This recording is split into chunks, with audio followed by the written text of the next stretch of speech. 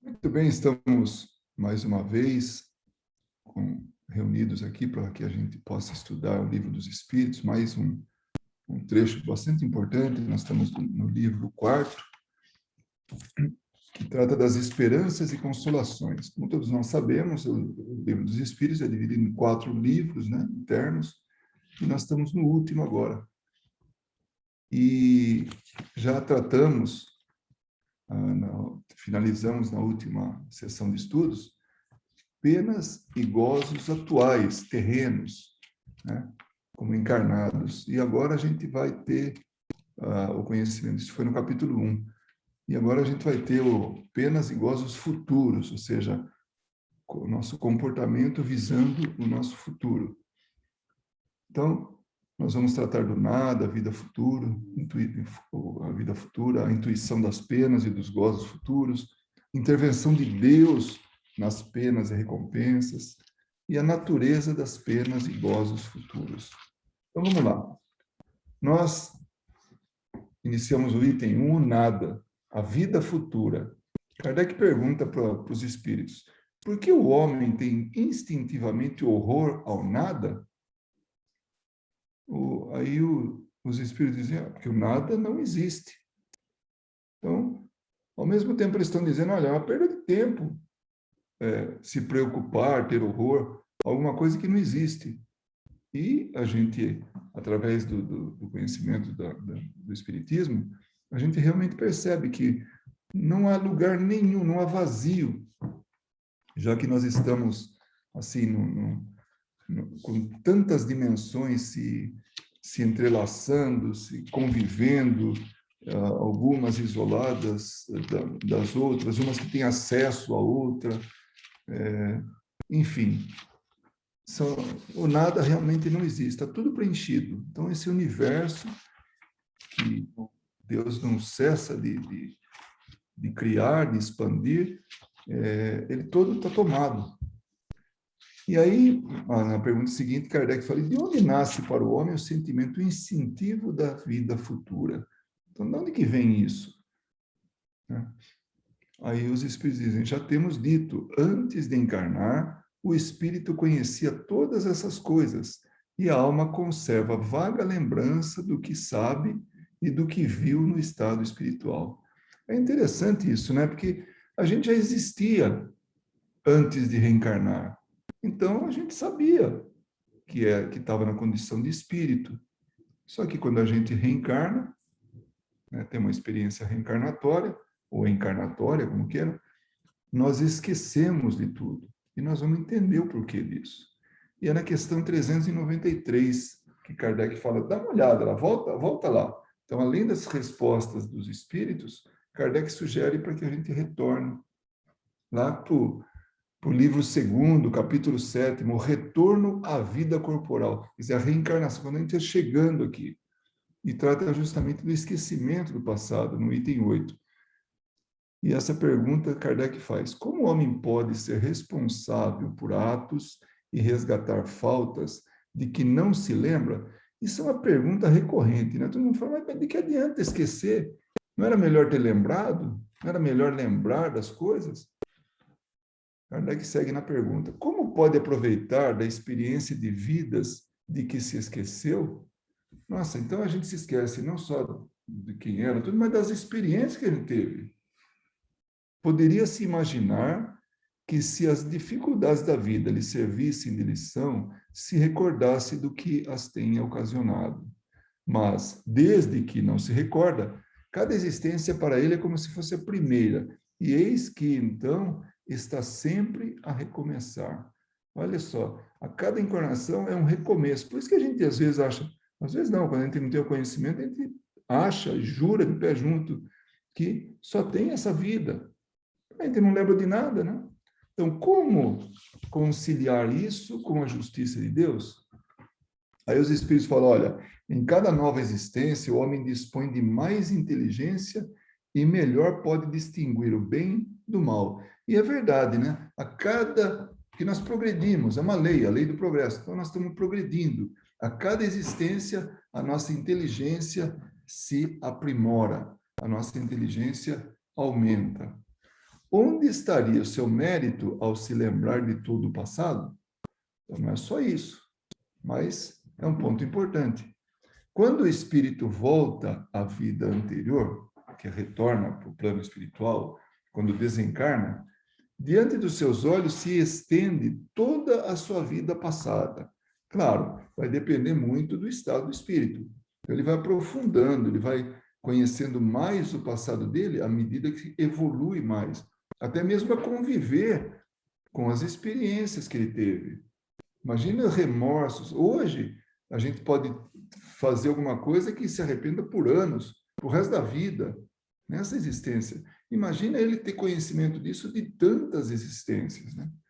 Ver as faltas que cometeu e que deram causa ao seu sofrer, assim como de que modo as teria evitado. Então tem isso também. Vai se lembrar, né, do que aconteceu. E por que ele sofreu tanto? Então tem um motivo para isso. Reconhece que é justa a situação em que se acha e busca, então, uma existência capaz de reparar a que vem de transcorrer. Então, quando ele está no plano espiritual, quando volta à vida espírita, ele se lembra do que aconteceu ao longo da vida, porque ele já não tem mais o corpo, o cérebro. O cérebro ele é material e ele está sujeito a desgaste. Então, não dá para gravar tudo, não dá para se lembrar de tudo. Algumas pessoas são privilegiadas, mas são poucas, né, de se lembrar tudo. A maioria, com o tempo, vai esquecendo. Então, se lembra de coisa lá de trás, mas coisa assim que aconteceu ontem já está difícil. Então, é importante que a gente se esqueça, para que a gente possa aproveitar. E é um recomeço. E lembrando sempre que nós evoluímos e a cada existência nós sabemos como melhor nos deparar, resolver os problemas pendentes de existências passadas ou dos compromissos que nós assumimos, né? Aí, ainda nessa resposta, né? Olha o que os espíritos falam. Escolhe o espírito, o encarnado, enfim, esse indivíduo, a individualidade, escolhe provas iguais a de que não soube aproveitar.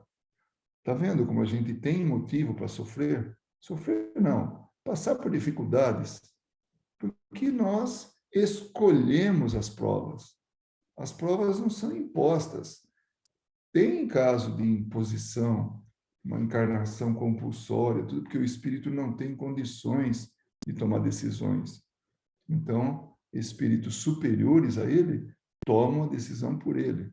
Nós fazemos isso com as crianças, nós, com os filhos, com os netos.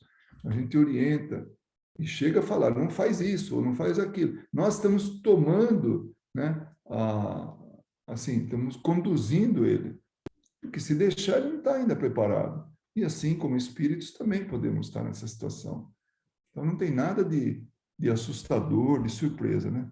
Então, o espírito escolhe provas iguais às de que não soube aproveitar, ou as lutas que considere apropriadas ao seu adiantamento e pede aos espíritos que lhe são superiores que o ajudem na nova empreitada que toma para si, ciente de que o espírito que lhe for dado por guia nessa outra existência se esforçará por levá-lo, né, a reparar suas faltas, dando-lhe uma espécie de intuição das que cometeu. Olha que engenharia que tem por trás disso. Escolhemos as provas, negociamos para vir aqui, né? Lá vamos combinar o que a gente vai passar e é colocado do nosso lado um espírito superior a nós para nos ajudar a reparar as faltas, a colocar intuição para que a gente faça com intuição. Não é que nem a gente, com o exemplo que a gente falou aí das crianças, que a gente toma decisão por eles. Não, os espíritos que são responsáveis por nós, não tomam a decisão por nós, porque é tudo mérito e consequência das nossas atitudes. Então, somos nós os responsáveis. Ninguém toma nenhuma decisão por nós. Somos nós. Mas ele pode falar, olha, vê lá o que você vai fazer, cuidado, tal. Dá um toque, né? Dá uma dica. Então, dá intuição para que a gente tome a melhor decisão. E, claro, o mundo é tão legal, né? Por que a gente vai escutar esse nosso amigo espiritual falando quando tem tanta diversão, tanta coisa aí que tira foco da gente, a atenção, né? Essa intuição está no pensamento, no desejo maldoso que frequentemente assalta a vocês e a que instintivamente resistem, muitas vezes atribuindo essa resistência aos princípios que receberam de seus pais, quando é a voz da consciência que eles falam. Então, muitas vezes a gente fala, poxa, meu pai me educou assim, que bom, né? Mas, associado a isso, né? Engrossando essa atitude positiva, está aquilo que está na nossa consciência, aquilo que os amigos espirituais estão nos dando de toque, né? Intuindo. Essa voz, que é a lembrança do passado, lhes adverte para que não caiam nas faltas de que já fizeram o culpado. Então, voltando um pouquinho lá, né? Escolhe as provas iguais às que não soube aproveitar. Então, aquilo fica no inconsciente. Então, instintivamente, ou a lembrança do passado vem à tona, não de forma clara, tal, mas falar, opa, melhor não fazer isso. Vai dar errado, vai dar problema, né? Na nova existência, se sofre com coragem aquelas provas e resiste, o espírito se eleva e ascende na hierarquia dos espíritos ao voltar para o meio deles. Então, olha que interessante aí que ele está falando. Então, ao voltar no meio deles, significa, olha, está voltando de onde veio. Essa é a sua vida, a vida espiritual. Aqui na Terra é um tempinho, é uma experiência, é uma classe, é um tratamento, seja o que for, mas é por algum tempo. Depois a gente volta no meio espiritual.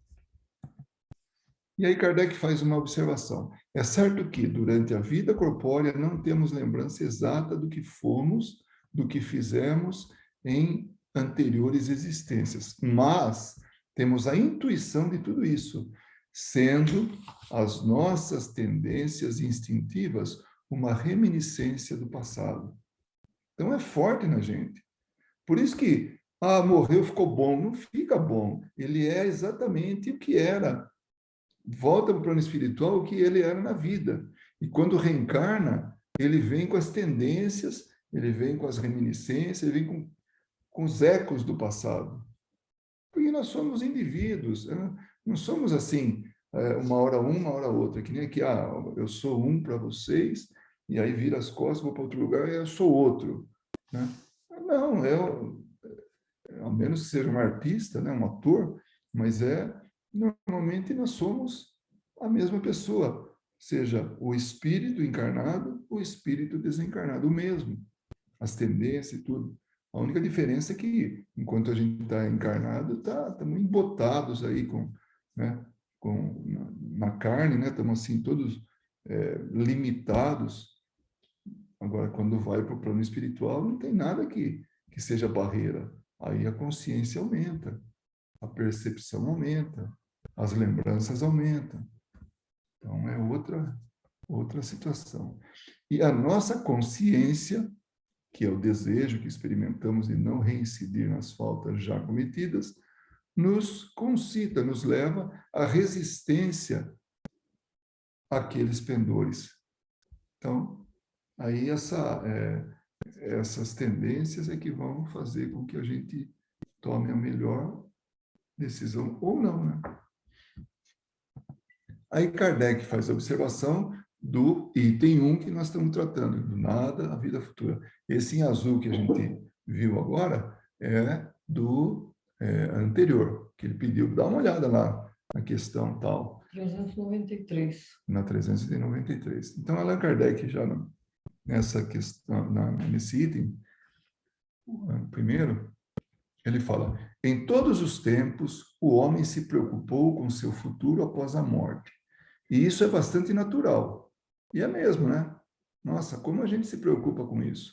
Como a gente, nem que venha assim, meio, pô, mas o que será que acontece depois que morrer? Pô, mas ninguém veio para contar, como é que é isso aí? Então, qualquer que seja a importância que dê à vida presente, não pode deixar de considerar o quanto a vida é curta e, acima de tudo, precária. Realmente, né? Esses dias nós soubemos agora daquela cantora, não sei dizer o nome dela agora, não me lembro, mas ela fez o último trabalho dela de manhã, depois pegou um voo, sofreu um acidente e desapareceu. Tinha milhões de seguidores, tinha fama, tinha tudo. É um tipo de música, né, que a gente não está acostumado a ouvir, pelo menos eu, né, não estou. Por isso que eu não estou lembrado nem do nome dela, mas se alguém aí se lembrar, pode falar. E, e ela, Marília Mendonça. Marília Mendonça, exatamente. E desde os 12 anos compunha, ela realmente era muito conhecida. E aí, de repente, ela vem e comprova que a vida é precária. E todos nós estamos sujeitos, né, a isso, um acidente, pronto. Muito jovem, 20 e poucos anos, 26, 28 anos, pronto. Porque, como ele fala, a vida é curta e, acima de tudo, precária, porque pode ser cortada a qualquer instante.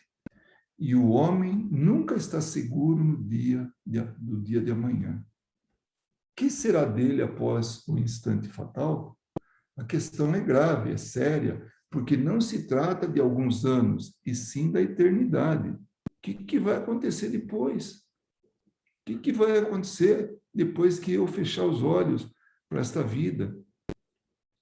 Uma pessoa que deve passar longos anos num país estrangeiro, tá? Eu estou arrumando a mala, né? Para ir para o futuro, para o futuro lugar, lá para um país, né? Um outro país. Se preocupa com a situação com que se defrontará. E aí, o que vai acontecer? É outra língua, é outra comida, é outro clima, é tudo. Como é que eu vou me portar? Mesma coisa, vou desencarnar. E o que vai acontecer? Só que a gente, inocentemente, se esquece de que, na verdade, nós estamos voltando. É para ter receio daqui, quando vem para cá. Quando volta, né? Mas, como o Kardec está falando aí, são as pessoas que não têm conhecimento, né? Mas tem essa pergunta: o que vai acontecer? Portanto, como não nos vemos, ou desculpa, não nos devemos preocupar com a vida que teremos ao deixar esse mundo, opa, vamos lá. Portanto, como não nos devemos preocupar com a vida que teremos ao deixar esse mundo, uma vez que é para sempre? Não é isso. É isso que a gente pensa. Quem não acredita na reencarnação é ir para não voltar mais, né? É desaparecer daqui, mas para onde que vai? A ideia do nada tem algo contrário à razão. O homem que foi o mais despreocupado durante a vida, quando chega o momento supremo, pergunta-se em que vai se tornar e, involuntariamente, fica esperançoso. E é verdade. Há uns dias atrás, a gente até comentou de uma pessoa que a gente conhece na Holanda, não acredita em Deus, não acredita na vida após a morte, para ela morreu, acabou e tal. Mas, ultimamente, ela tem andado pensando um pouco a respeito, até perguntando a respeito. Ainda mais que ela sabe que a gente é espírita, né? Acreditar em Deus sem admitir a vida futura seria um contrassenso. E é verdade. Como é que é isso? Como é que a gente acredita em Deus, que nos criou e deve ter criado assim imortal, apesar de eu não saber disso, ou não entender isso, ou não acreditar nisso, mas o que vai ser depois? Não acredito no que vem depois. É um contrassenso. O sentimento de uma existência melhor está no íntimo de cada homem. Deus não o colocou aí em vão. A vida futura significa a conservação de nossa individualidade após a morte. Então, lá no fundo, a gente acha, não dá para acabar com tudo isso. tudo que a gente conheceu, as pessoas que a gente conheceu, o conhecimento que a gente adquiriu, as experiências, de repente morreu, acabou, né? Onde é que vai parar tudo isso? O que nos importaria de fato sobreviver ao nosso corpo se a nossa essência moral tivesse de se perder no oceano do infinito? As consequências para nós seriam as mesmas que sumir no nada.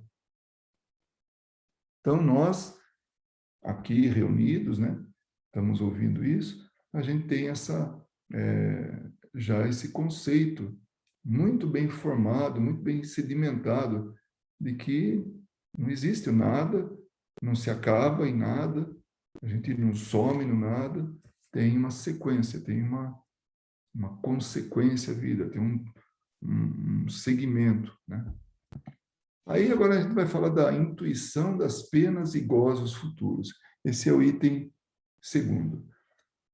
Na questão 960, Kardec fala: de onde vem a crença da existência de penas e recompensas futuras que encontramos em todos os povos? Isso é verdade. E muitas religiões, ou pelo menos a católica, né, ensina que tem o céu e o inferno. Então, o céu é recompensa e o inferno são penas.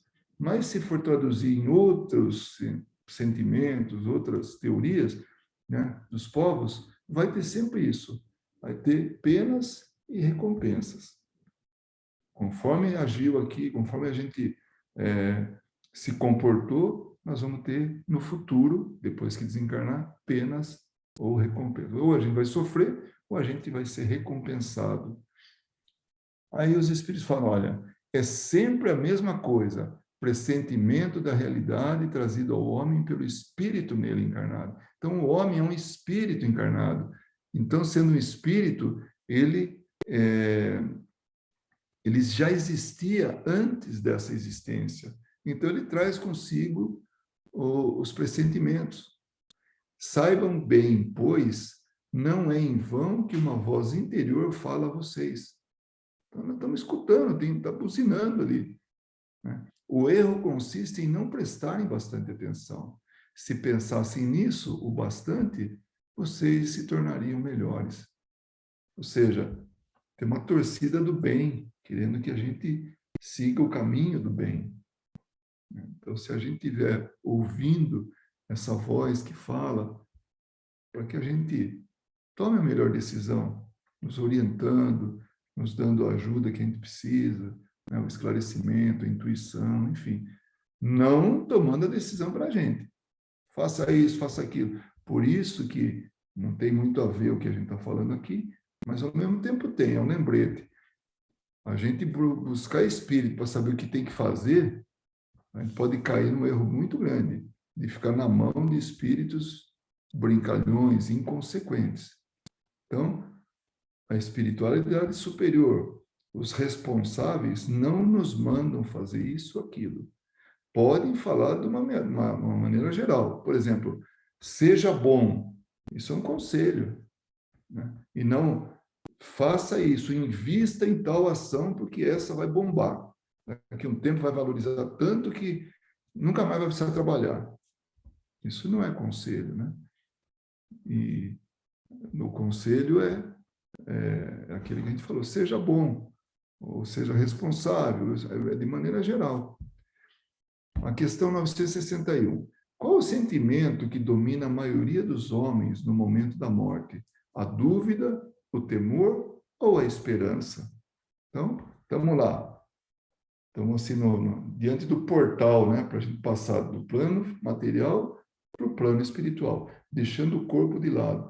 Não parece que é um tipo de uma peneira onde as malhas seguram tudo que é físico, tudo que é material e só passa o imaterial?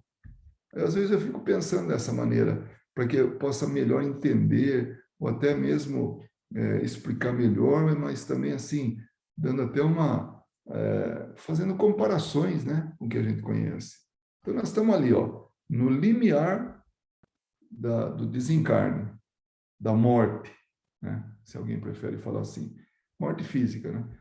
Então, nesse momento, o que que mais toca a gente, né? A dúvida, o temor ou a esperança? Aí os Espíritos falam, olha, nos descrentes, endurecidos, aquele que não acredita em nada, é a dúvida. E agora? Está por pouco. Será que tem? Será que não tem? O que será que vai acontecer depois? Aqueles que tiveram culpa ao longo da existência, cometeram crimes e tudo, né? Ou más ações, é o temor. Vixe, será que eu vou pagar pelo que eu fiz? Será que eu vou pagar caro pelo que eu fiz? Será que eu vou sofrer? Será que eu vou para o inferno? Nos homens de bem é esperança. Eu estou com a consciência tranquila, eu acho que vem coisa boa por aí. Então, esses são os homens de bem. Na questão 962, como pode haver... nós estamos ainda na intuição das penas e gozos futuros. Tá? Como pode haver descrentes, uma vez que a alma traz ao homem o sentimento das coisas espirituais?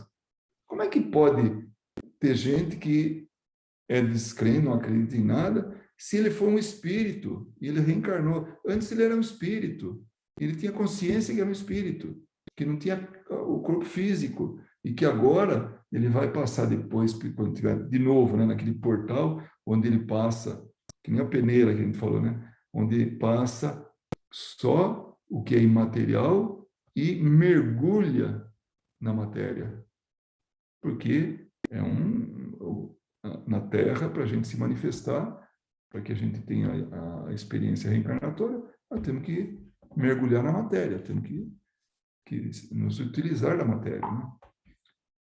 Então, aí ele pergunta, né? Como é que é se ele traz consigo? Por que ele é tão descrente assim, se ele traz consigo já esse histórico, né? Eles são em número muito menor do que se julga. Então, olha só, os descrentes mesmo são menos, são poucos.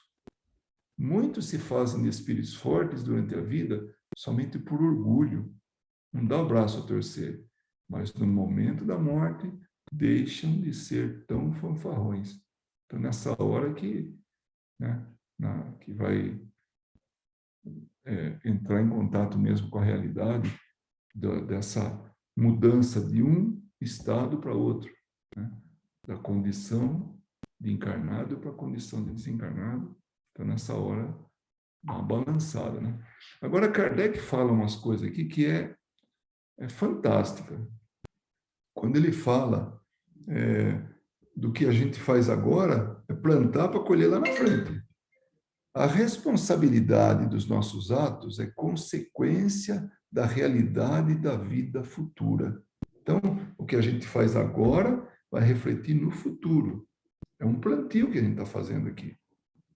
Então, olha que interessante, a gente vem para cá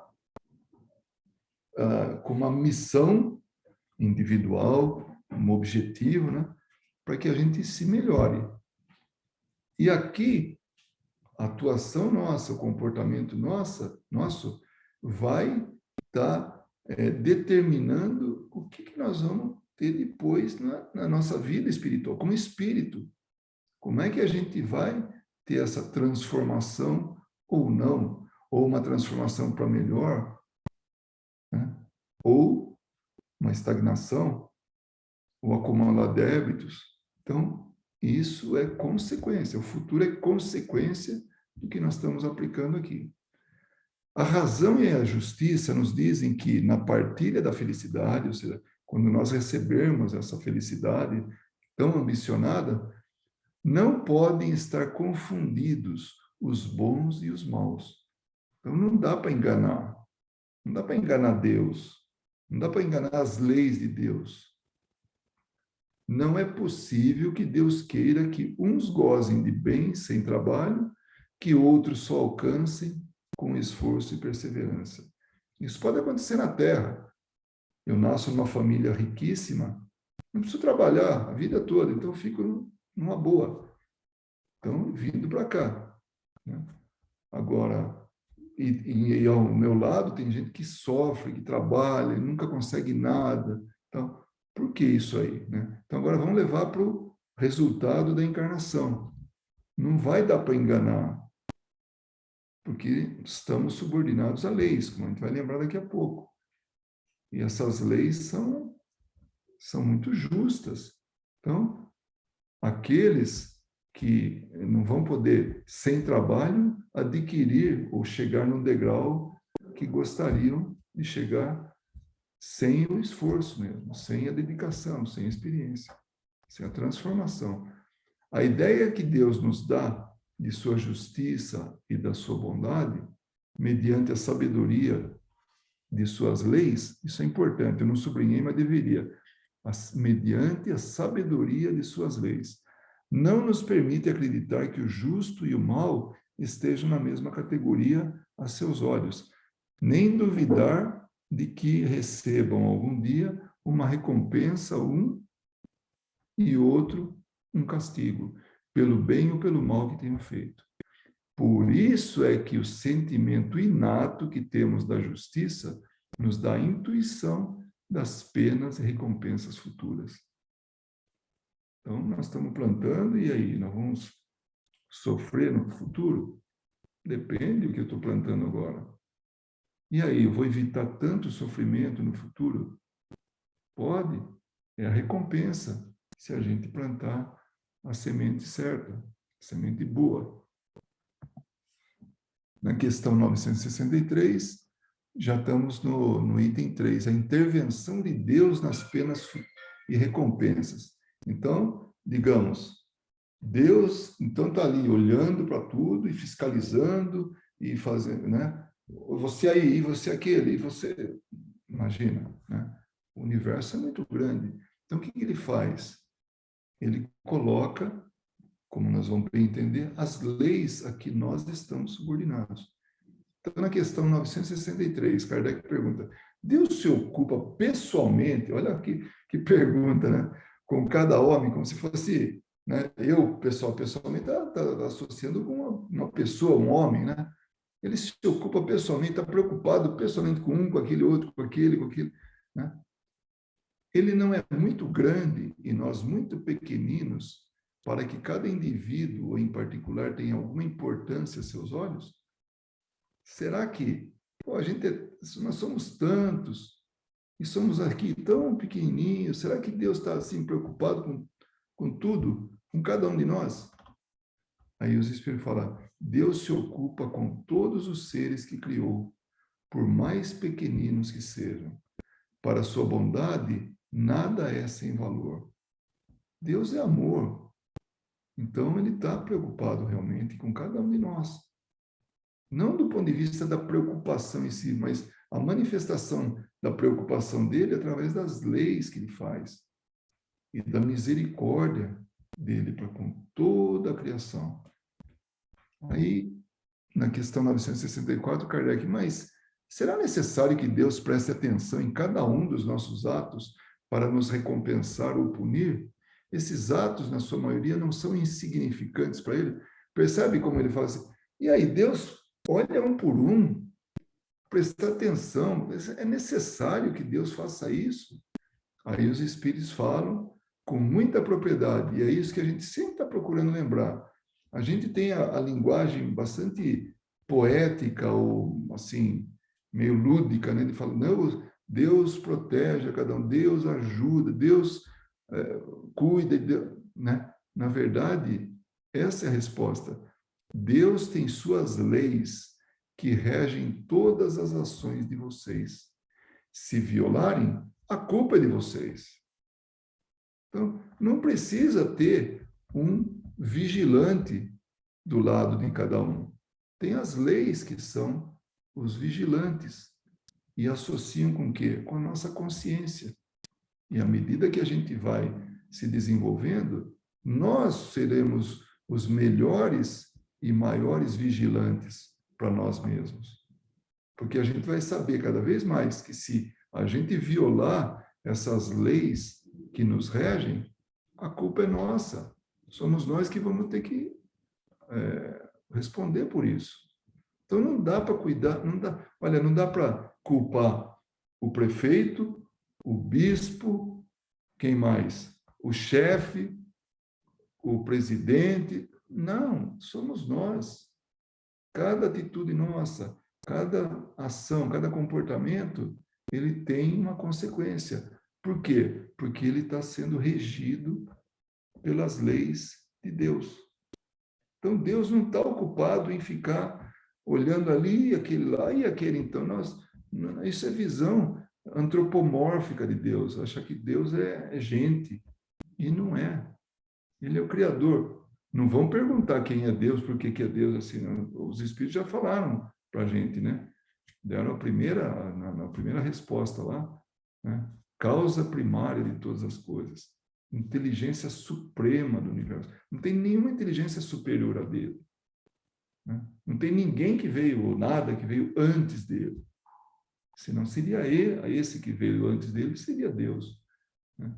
Porque esse Criador, a partir dele vem o resto. Agora, a gente tentar explicar melhor como é que é tudo, inclusive os Espíritos vão falar sobre isso.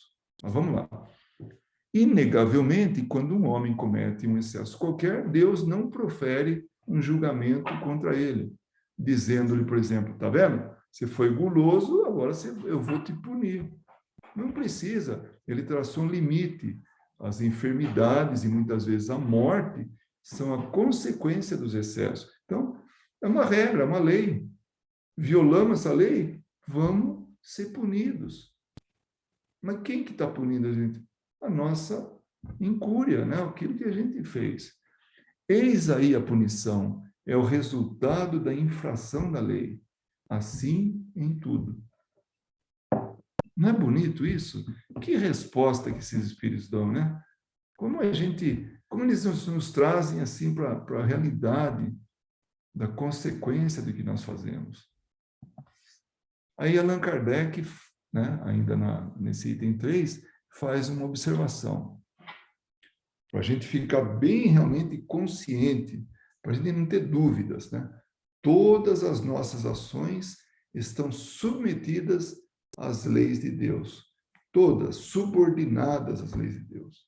Não há nenhuma, por mais insignificante que pareça, que não possa ser uma violação.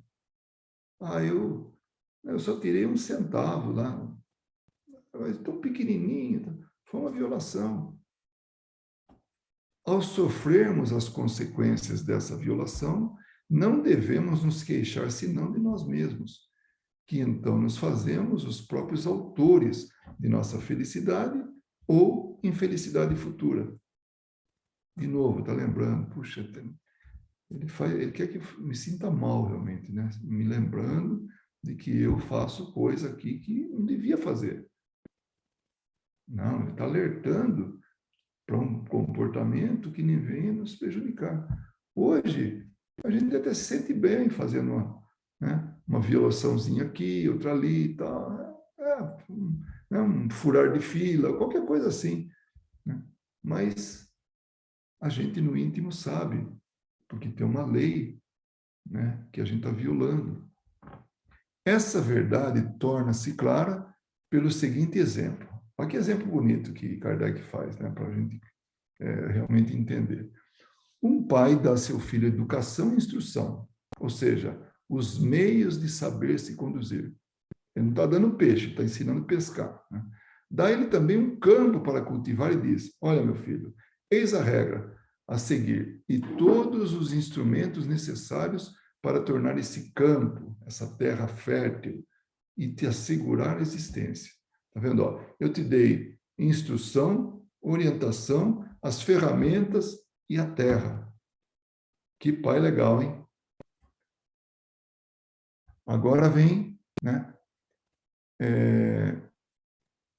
E outra, se ele fizer produzir isso, né? Então, eu te dei a instrução para compreender essa regra.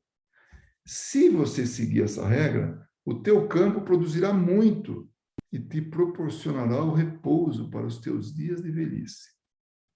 Caso contrário, não produzirá nada e você vai morrer de fome. Aí, dito isso, ele faz, vira as costas e deixa esse filho agir livremente, conforme a vontade dele. Não é verdade que esse campo produzirá, de acordo com os cuidados dados à cultura, e toda negligência será em prejuízo da colheita? Entendem a comparação que ele faz? Aí esse pai, ele está fazendo uma comparação que é Deus. Esse filho, somos nós. E os recursos todos, tanto intelectuais como materiais, é o que ele nos oferece enquanto a gente está aqui, encarnado. Mas olha só, ele deixa agir por vontade própria, livremente. Ele escolhe, é o livre-arbítrio dele. Né? Portanto, em sua velhice, o filho será feliz ou infeliz. Que velhice é essa? É a vida futura, a vida espiritual. Então, ele vai ser feliz ou infeliz conforme tenha seguido ou não a regra traçada pelo Pai. Deus é ainda mais previdente, porque nos adverte a cada instante se fazemos o bem ou o mal. Então, ele está advertindo. Ele toma a decisão, ou nós tomamos a decisão, mas tem sempre uma intuição, né? Tem sempre um grilo falante, né? Aí dando para a gente a nossa... Porque o grilo falante é a consciência do Pinóquio, né? Coitado do grilo, né? Então, nós estamos aí ouvindo tudo, mas então ele envia os espíritos para nos inspirar, mas nós não os escutamos. Existe ainda a diferença de que Deus sempre dá ao homem um recurso nas suas novas existências para reparar seus erros passados, enquanto o filho de quem falamos não conta mais com isso, se empregou mal o seu tempo. Então, na comparação que ele faz, né, na analogia, ele está é aquela vida só. Então, ele morreu de fome.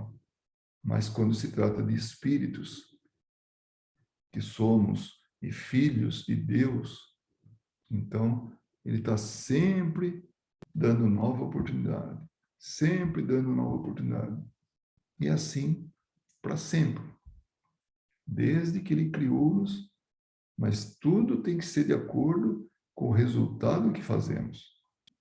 Então a gente vai se aprimorando cada vez mais. Como disseram os espíritos umas questões atrás, nós vamos ficando inteligentes a cada existência. Na questão 965, tem alguma coisa... agora a natureza das penas e gozos futuros, que é o item 4º. Tem alguma coisa de material, as penas e recompensas da alma após a morte? Então, quando a gente passou por essa peneira que a gente falou, né, onde fica para trás o material e só vai o espiritual, é isso que ele está perguntando. Tem coisa material? Não, não pode ser material, não pode ser materiais. Como diz o bom senso, pois que a alma não é matéria. Mas e o perispírito? Não, peraí, nós estamos falando de esse corpo do espírito, porque não dá para o espírito ficar uma luzinha para lá e para cá, assim, ou sei lá, um pontinho preto para lá e para cá. Não, tem que ter um corpo, até mesmo para ele se relacionar no mundo espiritual. E isso aí vai ficando cada vez mais tênue à medida que ele evolui. Mas enquanto ele precisar do perispírito, ele vai ter. Né? É a única coisa material. Mas, como ele falou, a alma não é matéria. Então a gente não leva nada de material. Exceto isso, né? Não tem mais nada que leve. Mas não posso nem levar aquela caneta Montblanc que eu tanto gosto. Não, não pode. Vai ficar para trás. Outro vai utilizar. Mas eu não. Nem aquela assinatura da Netflix também não. Vai ficar para trás. Porque é material. Está subordinado tudo à matéria. À televisão, à internet, é tudo, enfim. Né? Não vai... Então, tudo que é material fica para trás.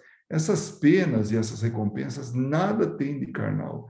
Entretanto, são 1000 vezes mais vivos do que os que vocês experimentam na Terra, porque o espírito, uma vez liberto, é mais impressionável. Então, a dor é maior, o sofrimento é maior, o frio é maior, tudo é maior, porque não tem o corpo mais. Mas peraí, é material. Não existe, existe na cabeça do espírito. Estou aqui com tem um negócio cravado no meu braço. Não, isso é da sua cabeça. O espírito está levando essas impressões da matéria, o que ele experimentou na Terra. Mas não tem faca nenhuma ali, não tem nada cutucando ele ali, né? Mas a condição dele mantém ele com as sensações, né? Mas efetivamente material não tem nada. Então, já a matéria não atrapalha as suas sensações. Aí ele fala, dá uma olhada nas questões de 237 a 257. Eu só vou relembrar, porque é longa, tá?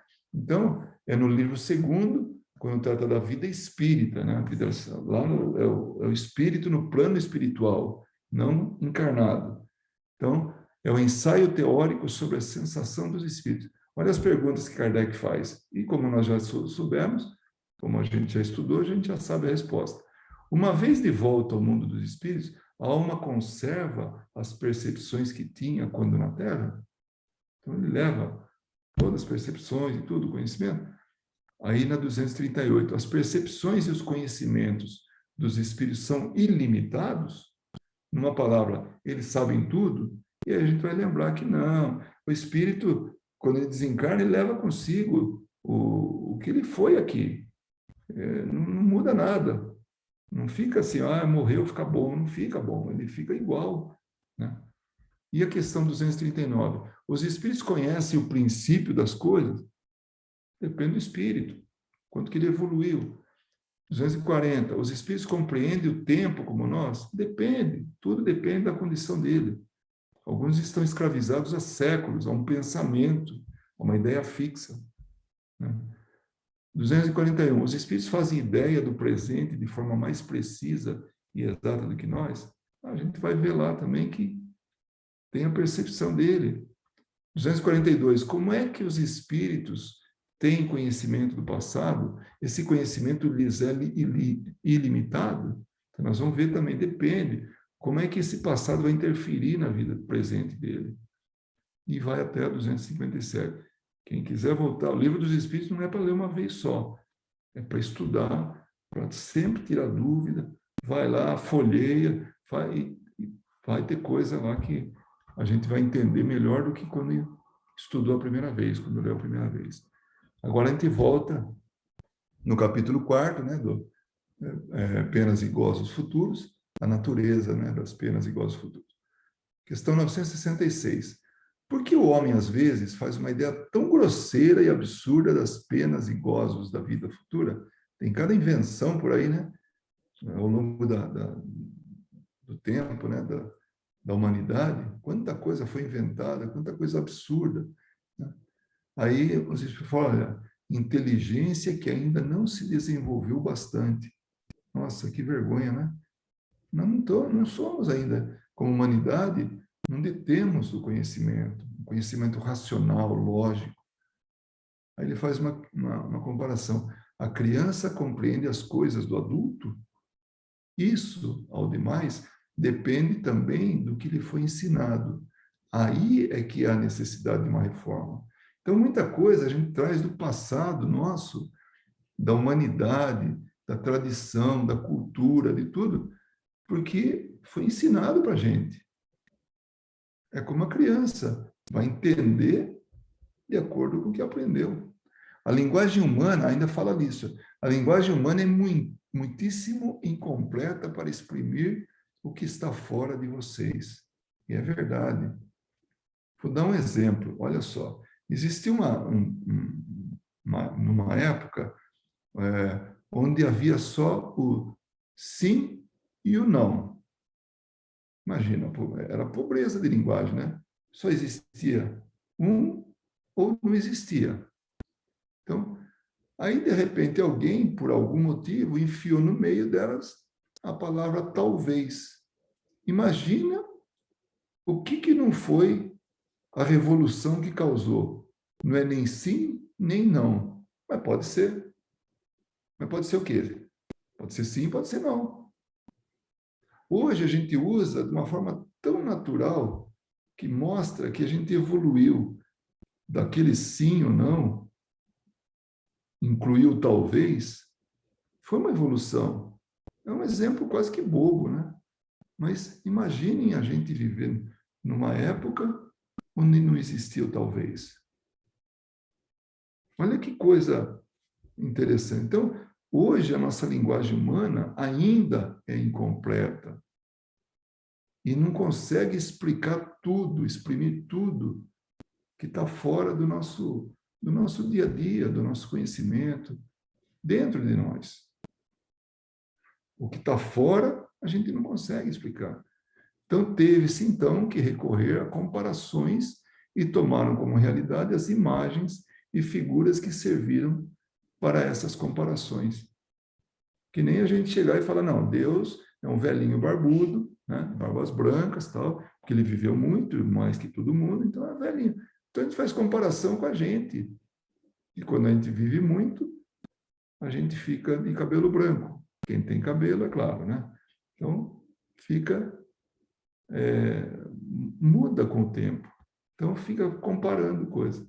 Entretanto, à medida que o homem se instrui, melhor vai compreendendo o que a sua linguagem não pode explicar. Porque muitas vezes a gente consegue entender, mas não consegue traduzir em palavras. Então, ainda temos essa pobreza de linguagem, né? A linguagem nossa é incompleta.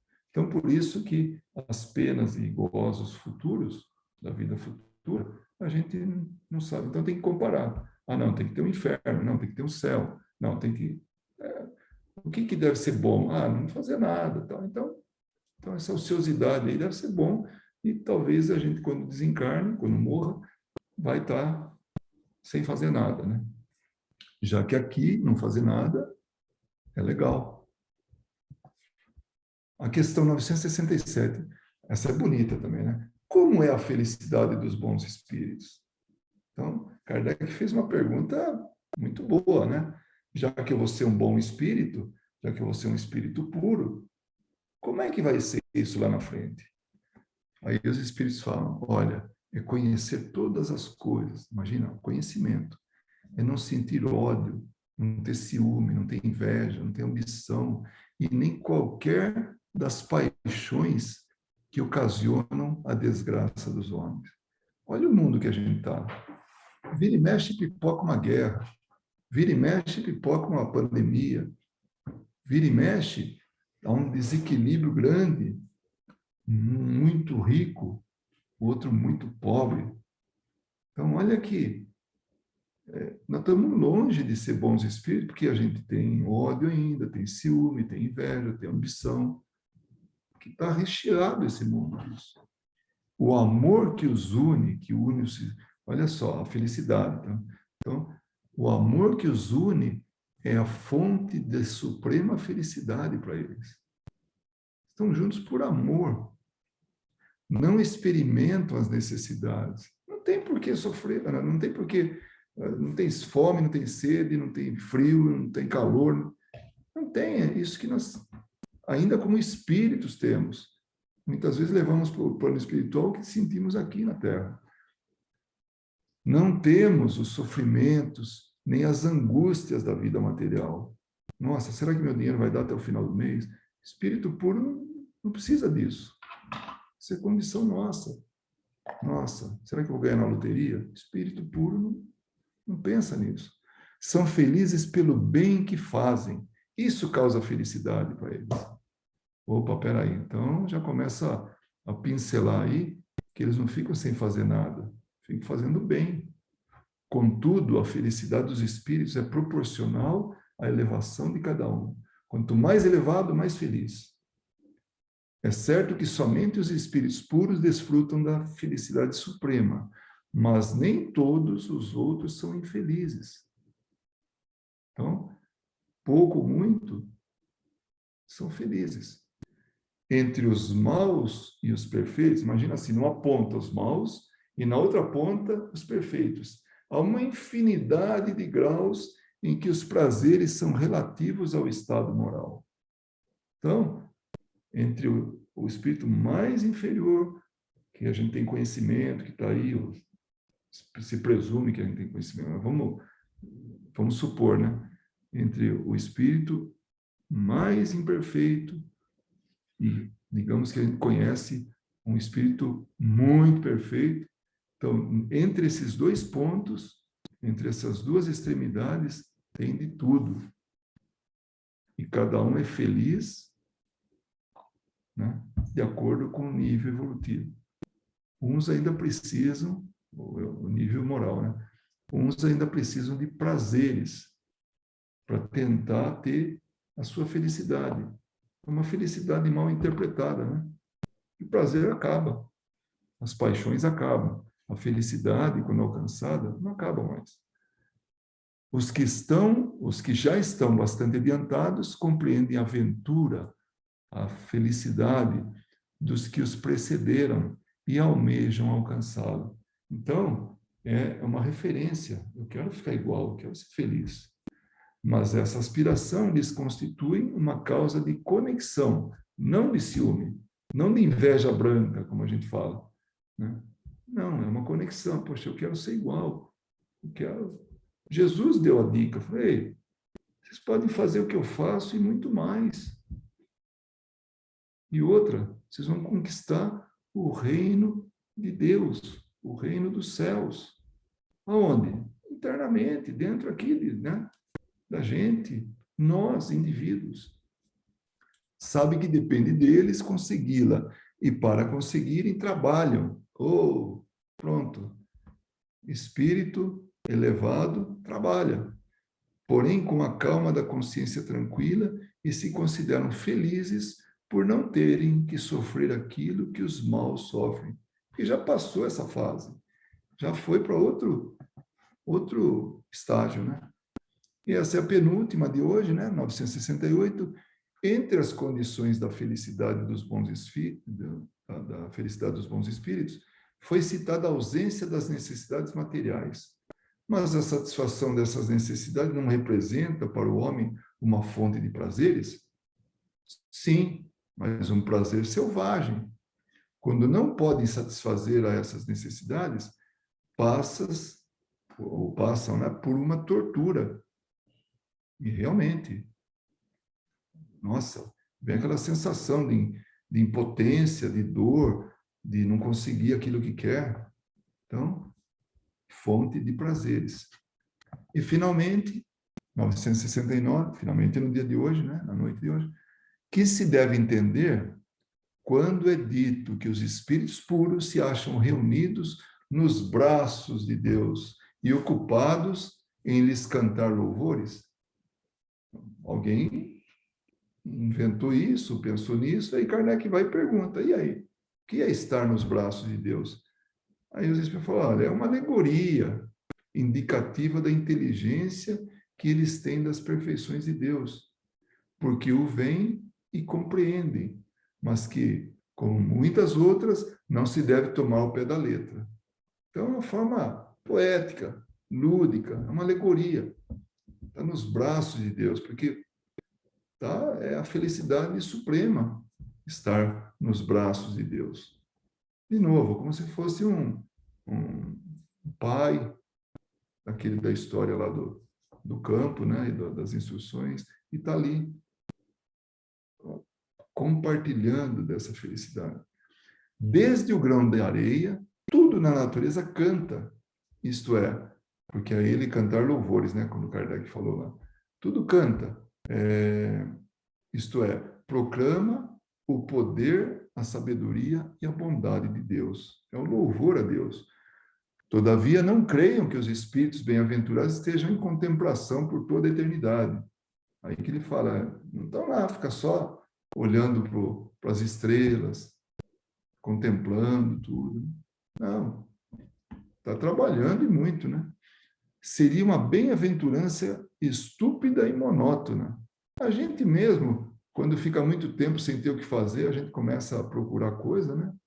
Porque aquilo cansa, aquilo fica enfadonho. Além disso, seria a felicidade do egoísta, pois a existência dele seria uma inutilidade sem fim. Estão isentos das tribulações da vida corpórea. Já é uma recompensa. Realmente, né? Olha o que a gente passa aqui. Pega, assim, as doenças, desde as mais leves até as mais severas, né? Que a gente tem que ficar toreando aí para não contrair. Só isso aí já é uma recompensa, né? Não tem que passar por isso. E outras coisas mais, né? Depois, como dissemos, conhecem e sabem todas as coisas. E essa frase é fantástica. Dão emprego útil à inteligência que adquiriram, auxiliando os progressos dos outros espíritos, dos outros mundos, de outras comunidades. Já pensou? Vamos pegar um exemplo só. Bezerra de Menezes. É incansável, ele está aí o tempo todo trabalhando para auxiliar, para melhorar, para ajudar. Não sossega. O velhinho não para. Né? Aí a gente pega, vamos pegar agora um espírito mais acima, muito mais acima de Bezerra de Menezes. Vamos pegar Jesus. Olha só, ele construiu esse mundo para nós, juntou a gente aqui, está o tempo todo nos orientando, mandando gente para orientar. Aí chega um momento que ele vem pessoalmente aqui para alavancar o nosso crescimento. Nossa, não para nunca. Essa é a sua ocupação, o que ao mesmo tempo é um deleite. Então, para Jesus é uma felicidade ajudar a gente. Porque ele nos ama. Ele ama como ninguém ama. Então é isso. Esse foi o nosso tema de hoje. No próximo, a gente vai falar, né, a gente vai dar ainda continuidade à natureza das penas e gozos futuros, para concluir esse capítulo. E vai ser no dia 15 de novembro.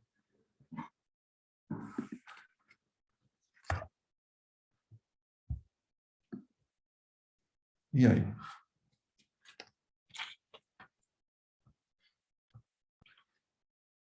É bonita essa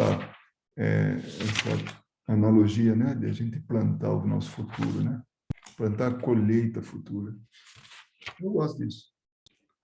Eu gosto também do que os espíritos falam, né, sobre as leis de Deus, né? A gente está subordinado às leis de Deus.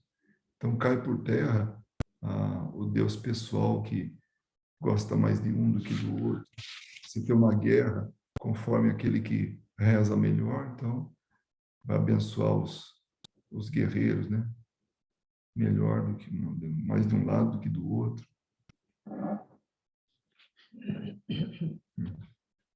É isso mesmo, cara. Outro dia eu vi O que a Cátia escreveu? Desculpa. É bonito e emocionante. Ah, sim. É verdade, Cátia.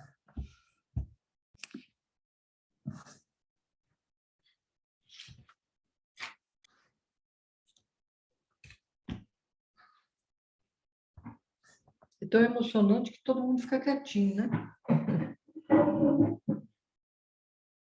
Eu posso fazer um comentário. Claro. Por favor. Eu acho que tem um ponto porque é difícil a gente contemplar o que é felicidade, né? A A gente não gente, conhece. a gente conhece, mas não plenamente, né? Porque a gente oscila muito, a gente não se mantém. Porque a felicidade, ela é um estado, né? E o fato dela ser um estado significa que um espírito, vamos dizer, da ordem de Jesus, se mantém nesse estado. Não é nada abala esse estado. E a gente não, a gente, como espírito imperfeito, a gente oscila demais. Né? Então, quando a gente está sentindo felicidade, a primeira coisa que a gente faz é, e vai acabar. E agora, e se acabar?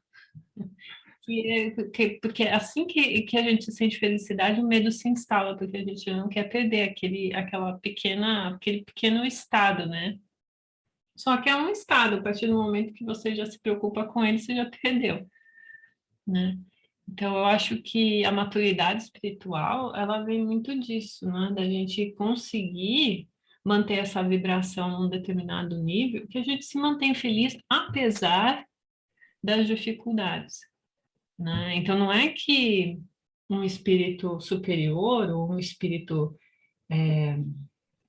angélico, né, perfeito, segundo lá, né, a escala espírita que o Kardec coloca de maneira muito didática, né, porque é bem, essa divisão aí, ela é bem, não, eu ia dizer nebulosa, mas é que é muito abrangente, né. Esses espíritos, eles conseguem se manter em estado de gratidão, que eu acho que essa que é a felicidade mesmo, né, verdadeira, é nesse estado de gratidão em relação a Deus, mesmo diante das dificuldades que eles veem os entes queridos passando, ou o trabalho que eles estão exercendo ali. Por isso que um mentor espiritual, ele aguenta ficar do lado da gente, né? Porque é muito difícil, né? Você imagina, você tá lá ajudando, ajudando, e a pessoa não ouve, né? Você estava falando sobre, né, a inspiração que eles nos dão, e eles respeitam o nosso livre-arbítrio, né? Então, eles estão ali, invariavelmente do nosso lado, tentando ajudar, e a gente muitas vezes não, né? Na maioria das vezes a gente não ouve. Então, um espírito desse, ele tem que ter uma força de vontade de se manter nessa, nessa vibração, até porque ele já tem maturidade, né? Ele entende o processo que a gente está passando. Então, esse estado de felicidade não é um estado de felicidade material, como a gente imagina, né? Todo mundo rindo, pulando. É. É mais contemplativa, né? Voltada mesmo para a gratidão, eu acho. Eu vou falar uma coisa, como é bem material mesmo, né? Segundo a compreensão. Uhum. A nossa filha caçula, quando era assim, pré-adolescente, né, era pequena, né? Ela chegou para a gente e falou: Olha, eu não quero ir para o céu, não, quando eu morrer. Eu não quero ir para um lugar assim, né, onde eu acho que vai ser muito chato, porque não tem baile, não tem festa, não tem nada, né? Então, aí, ela demonstrou, quando ela falou isso aí, a percepção nossa, né? Então, essa felicidade, hoje, a gente confunde com esses prazeres. E como você falou, a felicidade oscila, porque a gente ainda não consegue administrar, né, isso. Nós não conseguimos o combustível para manter acesa a felicidade. Então, como a Marileide falou, né, os momentos de felicidade, né? É só isso que nós temos aí. Então, ela na ingenuidade, né, assim, na concepção dela, ela descreveu a gente. Então, hoje, a felicidade, entre aspas, é, a, é o que está relacionado com o material, né? É uma casa, é um iate, é um carro, é um, sei lá, o que for, mas associado. Ou uma boa aposentadoria, ou trabalhar menos, ou, enfim, a gente, né, tem a visão bem, realmente, bem material do que é felicidade. É. Quando, na verdade, a gente aprende que, de acordo com a evolução de cada espécie, ou seja, o nível evolutivo é proporcional à felicidade e vice-versa, né? É. É um estado de alma mesmo, né? E nós não conseguimos manter isso, porque eu fiquei pensando, teve um dia aí que eu fiquei pensando muito, a nossa felicidade, ela é bloqueada no momento em que a gente não quer que o outro sofra, né? Principalmente os que amamos, né? Os que estão mais próximos da gente, nós somos egoístas, né? Mas a gente não admite a dor dos que a gente ama, porque a gente nunca pensa que aquilo é necessário para a evolução dele. Eu cheguei a essa conclusão esses dias. Se é necessário ele ou mesmo eu passar por alguma dificuldade para aprender, por que eu quero tirar a dor? Por que eu quero tirar os problemas que vão fazer o outro crescer, né? E quando a gente tem uma compreensão, eu acho que é isso, esse entendimento do que seja realmente a vida, né, no nosso planeta aqui onde nos encontramos, ela com tudo isso que a gente aprendeu agora, né, que o sofrimento faz parte, porque nós ainda precisamos dele para crescer, né? Então, quando o outro sofre, né, a gente não deve sofrer junto, mas auxiliá-lo a sofrer, né? Auxiliá-lo a passar com paciência, com resignação, né? E nós não somos felizes porque a gente não quer a dor, nem nossa, nem a do outro, né? Infelizmente, é um mal necessário, né? Na verdade, não seria um mal necessário, a gente poderia ter outras escolhas para não sofrer, né? Mas eu não sei se a gente consegue evitar a dor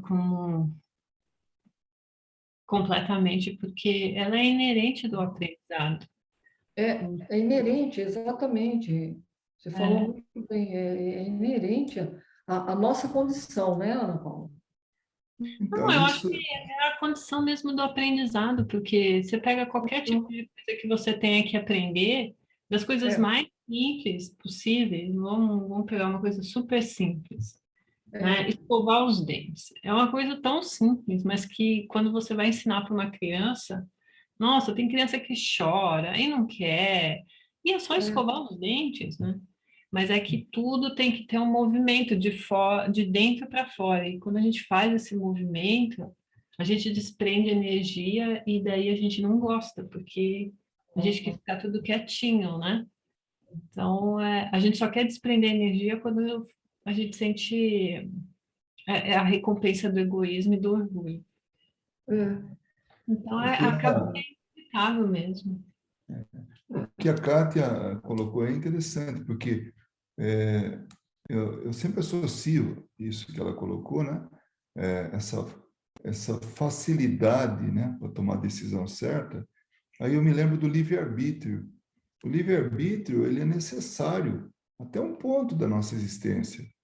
Depois não tem por quê, porque o espírito ele está tão assim consciente de que ele tem que fazer o bem, que ele faz o bem e faz naturalmente, que ele não precisa mais do livre-arbítrio. O livre-arbítrio hoje é nosso, que isso que você falou, né, Ana Paula? Que a gente precisa passar pelo, pelo corretivo, pelo sofrimento, por tudo isso. Por quê? Porque tomou uma decisão errada. E muitas vezes a decisão errada é para a gente aprender. Porque a gente não aprende as coisas da forma mais natural, mais tranquila.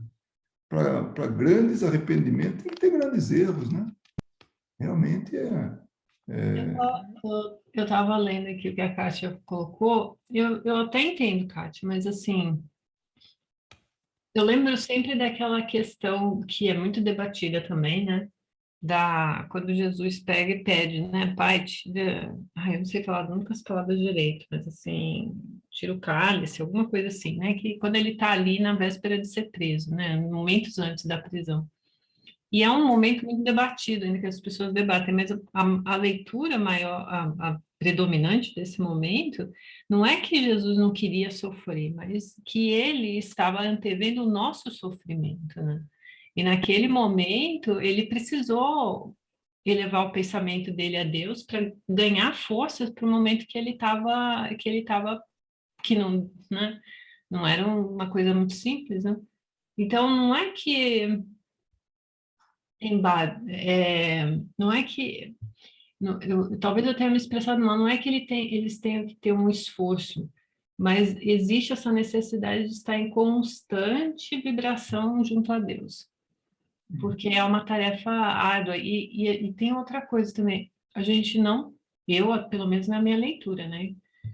Eu acho muito difícil que os nossos mentores espirituais sejam angélicos, né, ou puros. A gente ainda não está muito bem nesse estágio, não, né? Eu acho que a gente tem, claro, espíritos superiores que estão junto com nós, né? para Mas, ser espírito superior a nós, não precisa de grande esforço. não, também não. Mas, assim, eu acho que o que a gente chama de puro, angélico, são aqueles que estão no governo, né, do planeta, né? Então, eles estão mais numa coisa muito mais abrangente, né? Uma esfera mais abrangente. Essa é a minha leitura, tá? Eu não estou dizendo aqui que eu tenha lido em algum lugar, não. Esse é o meu entendimento. Então, aí fica à vontade é, de concordar. eu acho que o que eu entendi que a Kátia quis dizer, na verdade, eu li, né, e pensei imediatamente, acho que não é o que ela quis dizer, mas me veio esse pensamento de que não há realmente esforço para eles, porque eles têm entendimento, a compreensão de tudo, né? Então fica um pouco mais fácil, mas é necessário que se mantenha sempre naquela mesma sintonia com o Pai, para que não caia, né? Mas quando se é um espírito já elevado, eu acho que é muito difícil cair, né? A não ser quando ele reencarna, né? Aí fica difícil. Eu acho Mas o André que Luiz fala, né, que o problema nosso são as emoções desequilibradas que nós temos, né? Nós desequilibramos as nossas emoções muito, muito rápido, né? Esse desequilíbrio emocional nosso. No momento a gente está feliz, no momento seguinte a gente já se entristece com notícias, com coisas que a gente tropeça aí, né? E já fica triste, né? São emoções realmente desequilibradas ainda. Quando nós tivermos as emoções equilibradas, eu acho que aí nós vamos ser mais felizes realmente, né? A aceitação das coisas, o entendimento. Eu acho que o mais importante disso é a gente ter o entendimento, a compreensão do que é a vida, né, do que é importante, né? Eu acho que é isso. eu acho que também a gente pode ser um pouco, que eu vi a Kátia falando aqui, né? Nossas emoções. A gente pode ser um pouco pragmático e começar a investir naquilo que nos faz bem, ao invés de investir naquilo que nos faz mal, porque a gente ainda não consegue combater essas emoções que são negativas de uma maneira muito eficiente, né? Sim. Então, se a gente ocupar o nosso tempo com... Por isso que eu sempre... Eu acho que essa frase é muito... Ela diz muita coisa, né? Fora da caridade não há salvação, né? Então, se você preenche o seu tempo fazendo bem, não tem muito espaço, né? Não, Então, é melhor do que você sair combatendo essas emoções negativas, porque aí a gente não vai ser muito bem-sucedido mesmo, não, porque a gente se entrega muito fácil. Então, muito fácil. então eu acho que é isso. É maturidade mesmo, como vocês disseram, é maturidade espiritual, né? A gente tem que esperar, o momento vai chegar, né? Enquanto isso, a gente vai aprendendo. É. E as demais não têm nenhuma observação? As demais meninas?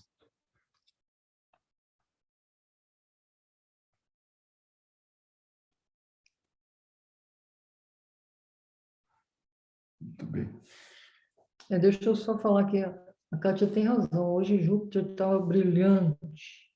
A gente consegue visualizar a estrela, né? Como se fosse uma estrela, né?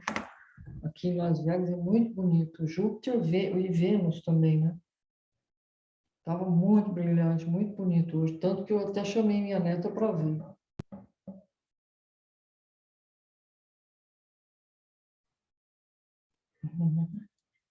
Alguém gostaria de fazer a prece de encerramento? Se não tiver nenhum comentário mais, né, claro.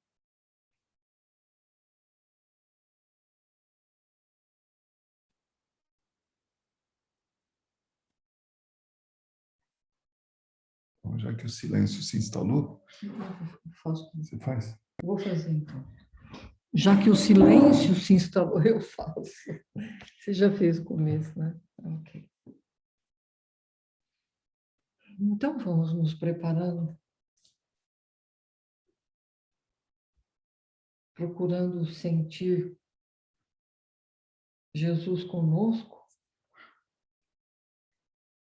Esse momento gostoso em que nos encontramos, conversando sobre as lições que os Espíritos nos deixaram, e todas as vezes que estudamos essas lições, nós acabamos sempre falando no nosso querido mestre, amigo Jesus.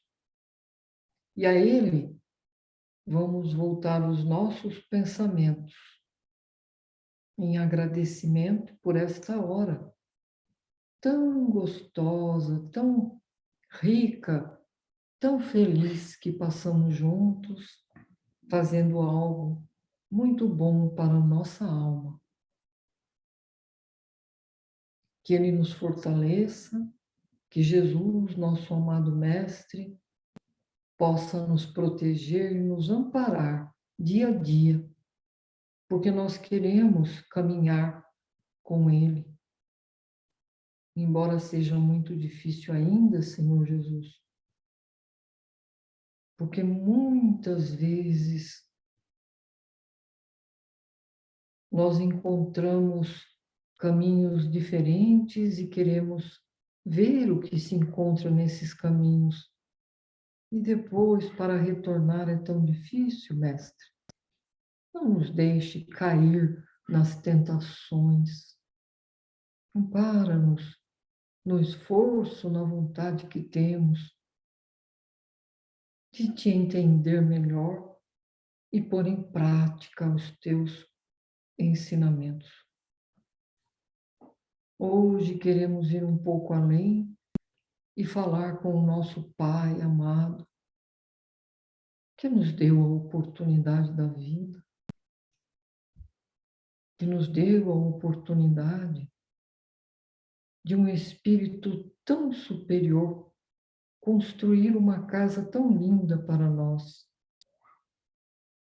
E observando esta casa toda colorida, cheia de odores tão diferentes, como o perfume das rosas, as lavandas, os pássaros que encantam os nossos olhos e os nossos ouvidos.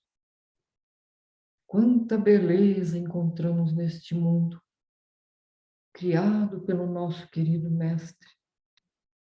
Olhando à nossa volta, nós podemos sentir a superioridade desse Espírito, que não nos deixa um segundo sequer da nossa vida, sempre nos amparando, sempre nos auxiliando através dos benfeitores amigos.